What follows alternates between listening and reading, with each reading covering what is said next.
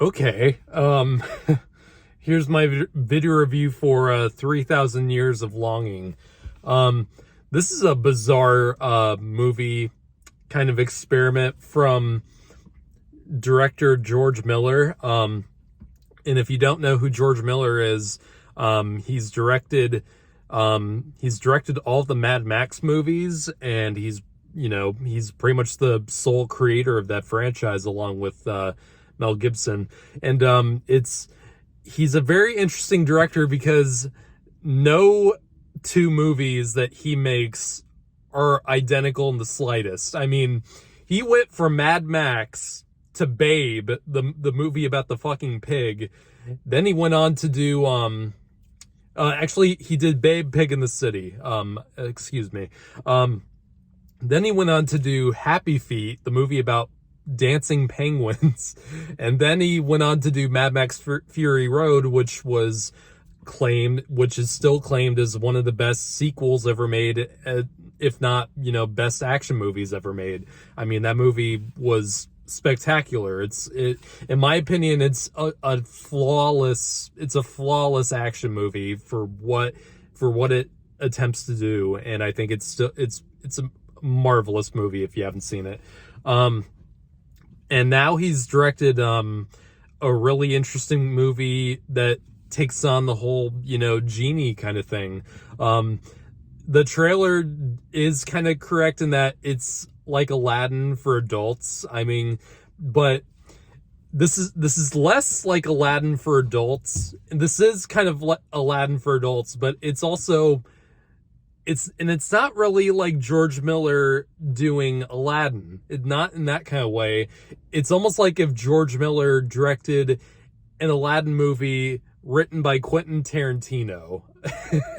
It's that kind of movie where it's very dialogue heavy and it's very narration heavy, and it's a lot of, a story telling other stories, kind of that whole thing, that Quentin Tarantino does, where it's a lot of individual stories wrapped up in one story, where basically the plot revolves around a character named I forget what her name was. It's on the tip of my tongue, and they repeated it quite a bit.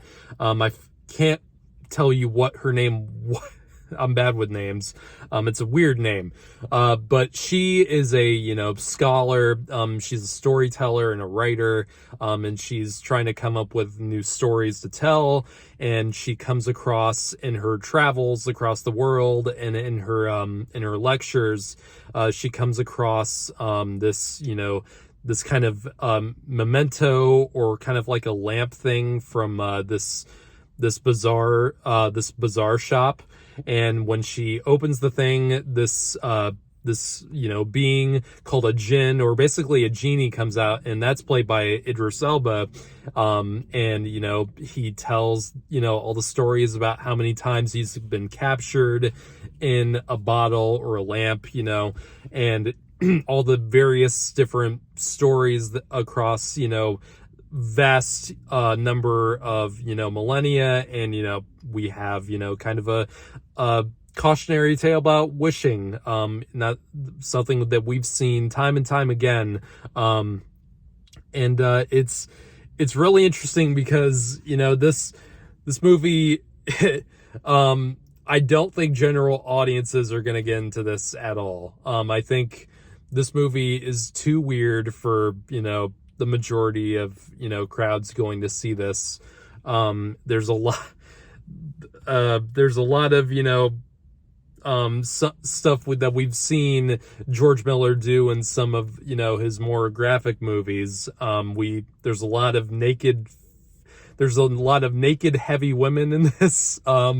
There's a lot of quite a bit of gutting, like creatures like fish in this movie, and it shows it in pretty gnarly detail. And this is definitely not a movie to bring kids to. This is a very adult movie. So don't think that because it's about Genie that this is family friendly. Don't do that. I think you might scar your kids with various moments in the film. But this movie is really bizarre, and I'm not gonna lie, I had a really great fucking time with this movie. I think this is actually one of my favorite movie going experiences of this year, in my opinion.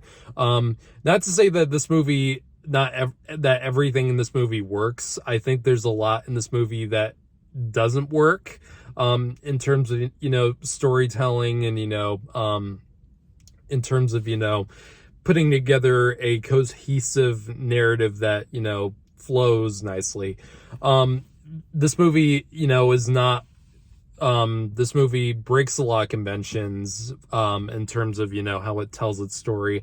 And it's very, like I said, it's very dialogue heavy. It's very narrative heavy. And it's, a lot of people get into that whole thing where it's telling sub stories, and a lot of people really don't, because it feels like there's no cohesion. And at some points I did feel that way about the film, but for me personally, I really enjoyed, listening to the stories that Idris Elba is telling as this Jinn character.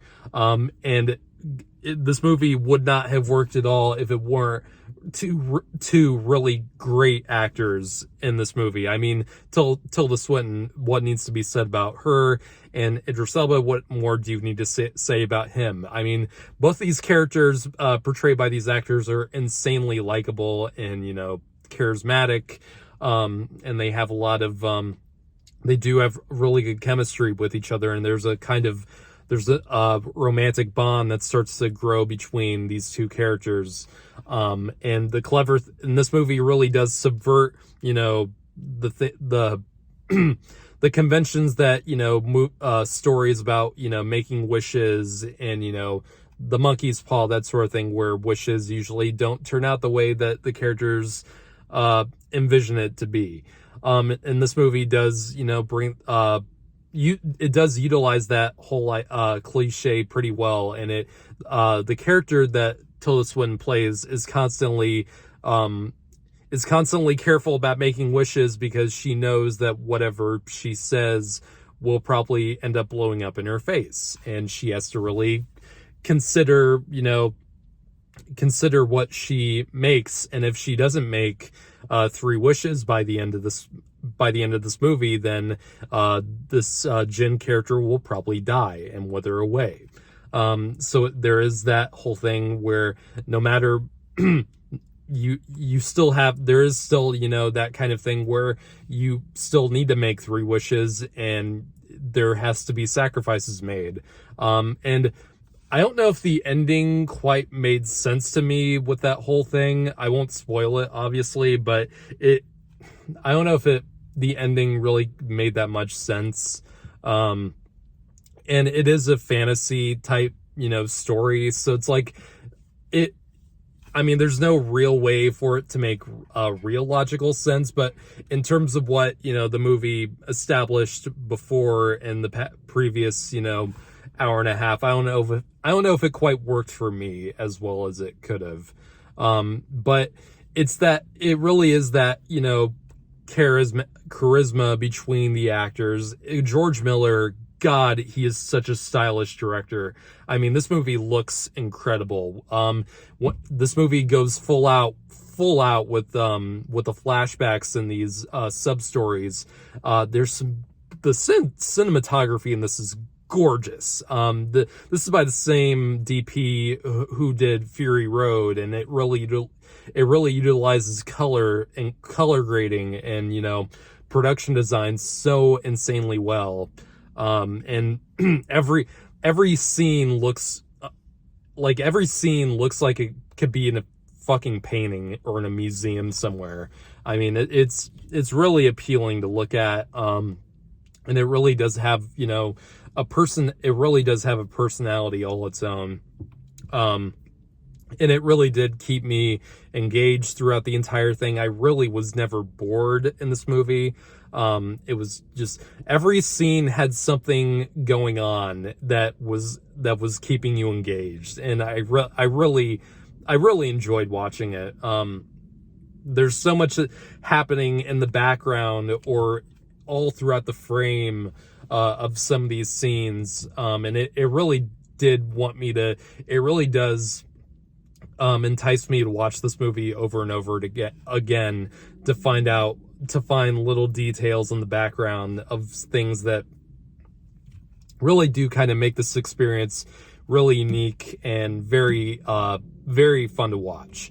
And I'd say this movie is incredibly fun to watch.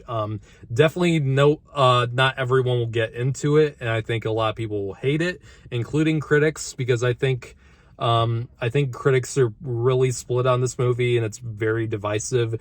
And I think that's totally, called for.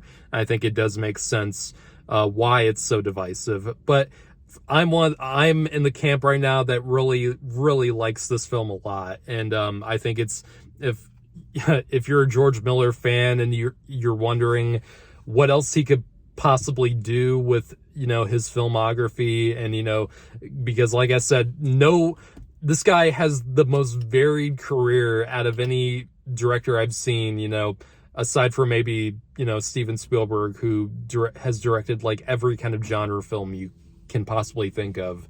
But no, George Miller is insanely varied with his style, and I think that's something that needs to be admired more than it probably is. So I'm gonna give this film an 8.5 out of 10. I really enjoyed it. Feel free to comment on what you think of it, and if you thought it wasn't quite as good as I'm making it out to be, or you flat out hated it, please tell me why. Please tell me why you think that.